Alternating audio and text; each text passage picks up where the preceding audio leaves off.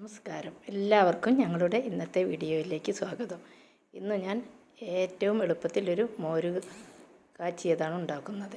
അതിനായി 1 ലിറ്റർ തൈര് എടുത്ത് മിക്സിയുടെ ജാറിലിട്ട് അതിലെ കട്ടകളെല്ലാം ഒന്ന് അടിച്ച് എടുക്കുക. അതിനുശേഷം അതിലേക്ക് 1/2 ലിറ്റർ വെള്ളവും ഒഴിച്ച് അത് ഉണ്ടാക്കുന്ന ഒരു പാത്രത്തിൽ ഒഴിച്ച് അതിലേക്ക് 2 തണ്ട് കറിവേപ്പില,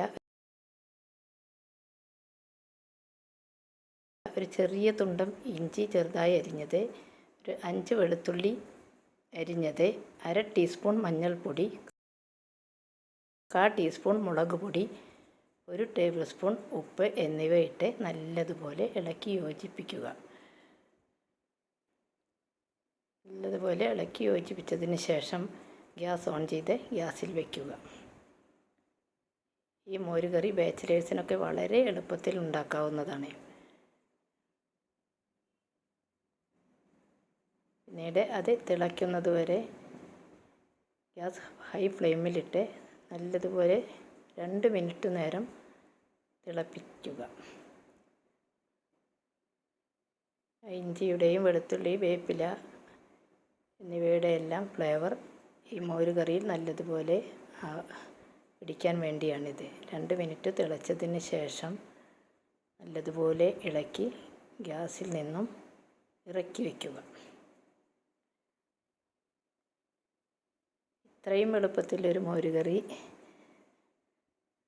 വേറെ ഉണ്ടാക്കാൻ പറ്റില്ല. അത്രയും ഈസിയാണ്, എന്നാൽ ഇത്രയും ടേസ്റ്റും.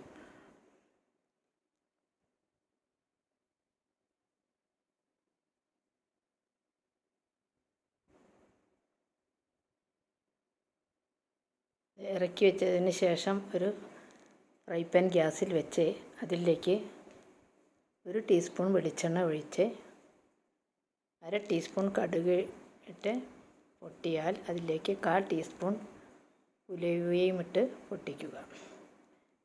പിന്നീട് ഒരു 3 വറ്റൽമുളക് നടുവേ പൊട്ടിച്ചത് അതിലിട്ട് ഇളക്കി 2 തണ്ട് കറിവേപ്പിലയും ഇട്ട് അത് വറവിടുക.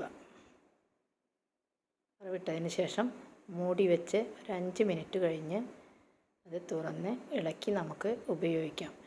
ഇതിന് ഉപയോഗിക്കുന്ന തൈര് കുറച്ച് പുളിയുള്ളതായിരിക്കണം. അതുകൊണ്ട് തന്നെ ഉപ്പ് 1 ടേബിൾ സ്പൂൺ ഇട്ട് ഉപ്പൊന്ന് പാകമായോ എന്ന് നോക്കിയതിന് ശേഷം കറക്റ്റാക്കി ഇടുക. ഈ വീഡിയോ കണ്ട എല്ലാവർക്കും ഞങ്ങളുടെ നന്ദി.